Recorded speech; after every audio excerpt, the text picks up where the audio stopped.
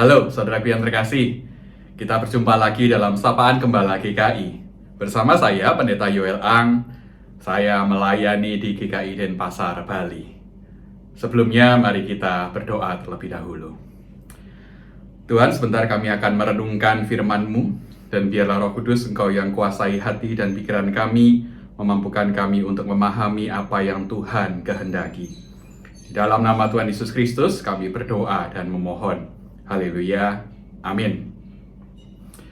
Saudaraku, pada hari ini kita akan bersama-sama merenungkan tema keramahan yang tulus, yang diambil dari kitab 2 Raja-Raja 4 ayatnya yang ke-10. Demikian. Baiklah kita membuat sebuah kamar atas yang kecil yang berdinding batu, dan baiklah kita menaruh di sana baginya sebuah tempat tidur, sebuah meja, sebuah kursi, dan sebuah kandil. Maka apabila ia datang kepada kita, ia boleh masuk ke sana. Senyum, salam, dan sapa. Saudara, Anda pasti pernah mendengar slogan 3S ini.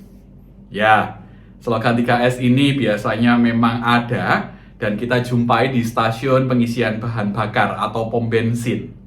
Begitu kendaraan kita masuk dan berhenti, biasanya petugas akan dengan ramah menyambut kita dan siap untuk melayani pengisian bensin atau bahan bakar pada kendaraan kita. Mereka akan berupaya menyambut kita dengan ramah. Nah, saudaraku, keramahan yang sama juga ditunjukkan oleh seorang perempuan Sunem. Perlu kita tahu, Sunem adalah nama sebuah desa di Galilea yang merupakan daerah teritori suku Isakar.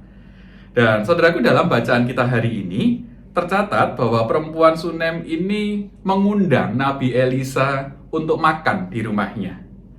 Dan bahkan saudaraku, ia secara khusus menyediakan kamar yang lengkap dengan perabotannya.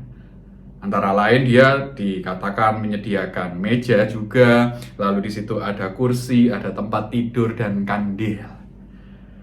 Nah, saudaraku yang terkasih, saya tidak tahu seberapa mewah kamar tempat di mana Elisa akan singgah itu. Tetapi melalui ayat bacaan kita hari ini, saya melihat bahwa nampaknya si perempuan Sunem ini ingin menjadi tuan rumah yang baik. Ia mempersiapkan banyak hal. Dia mencoba untuk menjadi tuan rumah yang seramah mungkin pada Elisa, sang tamu agungnya pada saat itu. Dan ketika kita melihat si perempuan ini menyiapkan meja dan kursi, tentu dalam bayangannya ia ingin mempermudah jikalau Elisa ingin melakukan kegiatan yang menulis atau bahkan membaca, dan tentunya itu bisa akan lebih mudah dilakukan ketika di kamar ada meja dan kursi. Intinya perempuan Sunem ini ingin supaya Elisa itu bisa istirahat dengan baik, bekerja di kamar itu dengan leluasa, dan ujungnya perempuan ini ingin menyambut Elisa dengan ramah. Saudara, ngomong-ngomong soal keramahan, bangsa kita sebenarnya dikenal dengan bangsa yang ramah. Dan masyarakat Indonesia biasanya adalah masyarakat yang ramah, yang murah senyum, yang dengan mudahnya melakukan tegur sapa dengan orang lain. Dan sebetulnya itu yang menjadi identitas bangsa kita. Saudara, keramahan penting.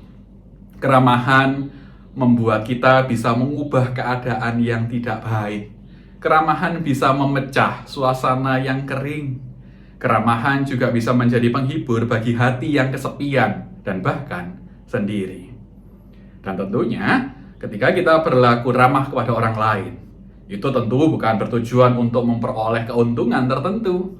Tetapi keramahan yang tulus tentunya akan juga berdampak baik untuk orang lain.